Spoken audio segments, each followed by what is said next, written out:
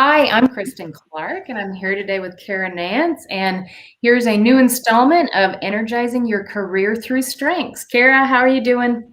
I'm fantastic. How are you today, Krista? On a Tuesday. So I know we had to juggle our lives a little bit and move this to Tuesday. yeah. So, yeah, I had a student graduate, my kiddo, graduate from college this past weekend. So I was on a road trip.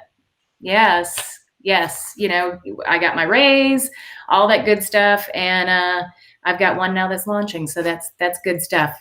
That's really, really cool. Congratulations on all the momentous occasions. Yeah, thank you. Awesome. And happy May 4th. May the 4th be with you. Of course, you got to say that. It's a given. Yeah. So today, diving into the belief theme with the Jedi being so strong in the belief that it's serendipity, I think. I agree with you. And that wasn't planned before we did this. No. So yeah, so we're talking about the belief theme today. And so people that are high in belief, I did have this open. They value responsibility and high ethics. And hold on, because it's 28 for me, so I really do have to read the actual definition. People are especially talented in the belief theme, have certain core values that are unchanging. Out of these values emerges a defined purpose for their life. So I said it's 28 for me, it's 10 for you. It's 10 for me, yes. In my original assessment, it's 10. When I took it about 6 years after the original, it actually, I think, was like 2. So, and I think that plays to the statement of, they do, we call on our strengths a little more depending on what season we're in our lives. But the original, from what I understand, is the most accurate because of survey bias and all that good stuff. So I stick with 10. But yeah, it's a good one for me. So I'm going to be giving you examples from clients that I've had, and Cara definitely is living this life. So yeah, so let's talk a little bit. We have a visual for our listeners. Yep. What's the visual? Yeah, the person on a mission. Again, I just thinking Star Wars, it clicked just a second ago, like that is Luke Skywalker. He's very much on a mission to figure out the Jedi life. So I'll just keep going with that theme. All right. Yeah. We'll keep going with it. So, Cara, how did you see belief coming through at work for you? Yeah, honestly, what rises to the surface are those non-negotiables. So for me, it's being in various work cultures and instantly, even whether I was a veteran on the staff or one of the new kids on the staff, it didn't really matter. My belief theme high really showed up as when there was a situation that I did not feel that we were handling it the way we should. I stated as such, and same on the other side of it, like when things were really aligning with my core values and how I believe we should treat people. I'm a big fan and big proponent of acknowledging those moments, like, hey, that right there, that's awesome. Let's do more of that, and how can we do that? So yeah, that's how it shows up for me. How about for you? Well, when I've had clients that are high in belief, one of the things that always seemed to come through is that they were dependable. And because I think part of it was they're very black and white, and I say that, not everybody's going to be black and white, but I feel like they've got a little bit more of something's right or it's wrong. Versus, I know for me personally, I've got a lot of gray area, when I'm thinking through things. And I actually really love having somebody that is a little bit more, strategic is not the right word, but a little bit more where they do have that black and white, that I can then measure my opinions against. I've got a good friend that's very black and white, and it does help me to make decisions then, right? Because I'm like, okay, that makes sense. So I always love that about people with high in belief.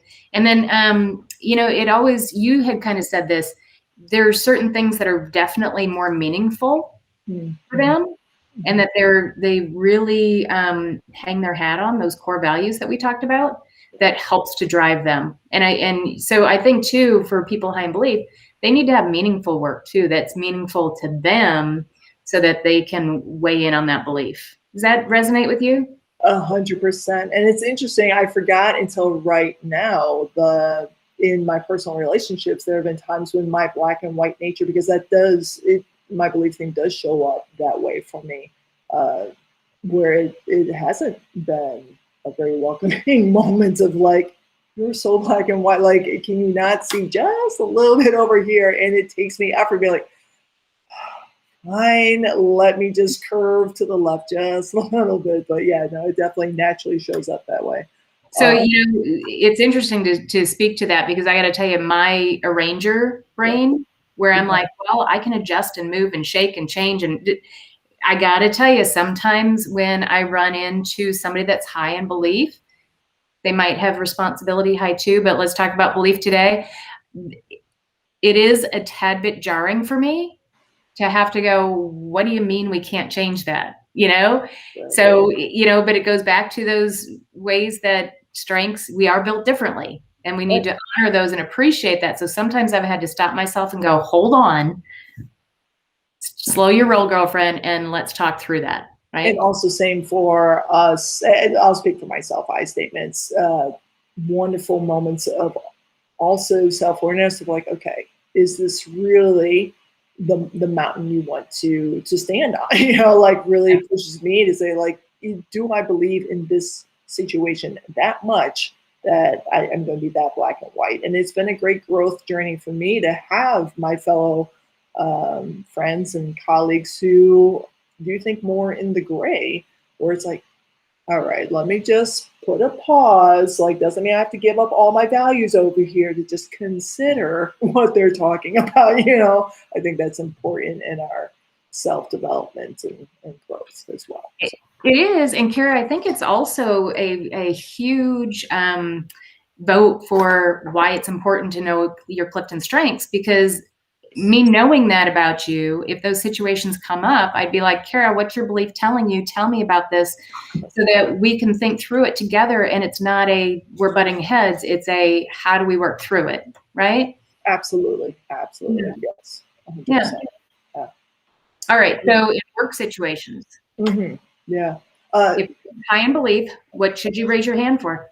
Yeah, so what came to my mind is honestly when I've seen colleagues as well with belief high themes, that's really more of what I was tapping into with this one, was seeing how organic it is for them to rally fellow colleagues around a purpose that they have a lot of passion with. And actually, it's so interesting to me that same colleague who I'm thinking about, because it was time and time again, there was always like some cool new initiative, competition, and the whole purpose was, to raise funds for a cause that they believed in. And it's so interesting when I coached them individually, belief thing was the one thing that she was just like, I just don't see it. And I was like, okay. And just asked that question, like, tell me about a time when you really believe in something deeply. And she almost cut me off like, oh, all the time. Like, that's belief thing, my friend, yeah. So sometimes it's, again, with our Clifton strengths, it's so close. And that's where the value of having a coach, I mean, one of many values of having a coach, to just be in that work with you, to just shine a little light and like, it's over here, So how about for you? Well, as I was thinking through this, I work with students, helping them to figure out a career path.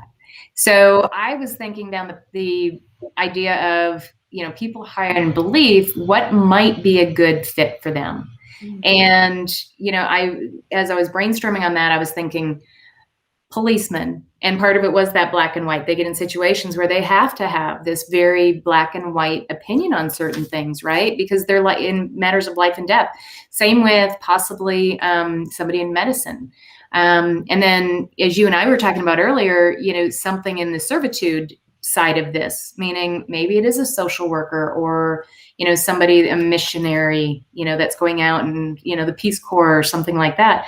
But as I was thinking through that, I just was working with a student. He's 17, getting ready for his senior year. And he was thinking about real estate and he was high in belief.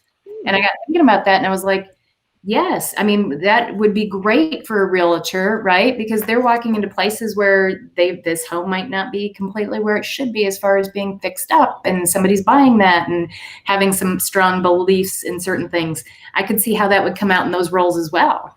Absolutely. Yeah. To be an advocate for his clients. 100%. Absolutely. Yeah. So I went down a certain path, and then I kind of veered off, and I was like, well, truly, any career you're in, you could see these strengths coming through, which is true for all the strengths, quite honestly. So, and then the other thing that I wanted to bring up is being a mentor. I think being a mentor and helping to coach younger employees through how do you work through this corporate world, or being in the business world and business ethics and all of that. So I think that'd be another opportunity. Absolutely. Absolutely. And we need them now more than ever, right? For sure. And that's a beautiful form of service. So I totally see how that fits. Yeah. All right.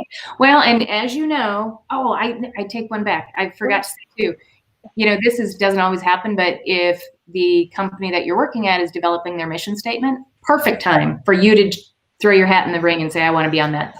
Okay. Yes. 100%. Love it. And do you want to tell people why we do this every week?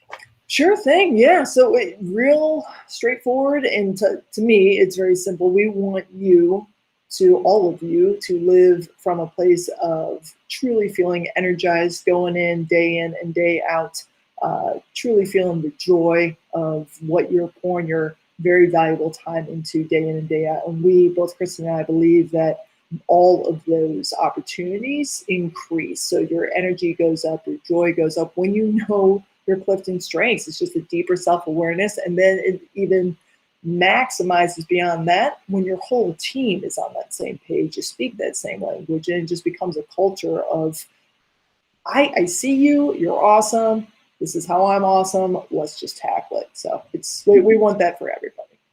Awesome. Nice job. Appreciate y'all. We'll see you next week.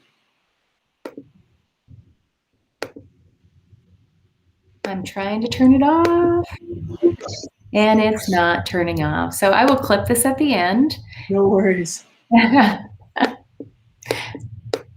This happened to me another time.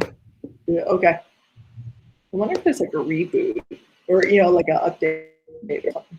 Yeah, maybe I should do that.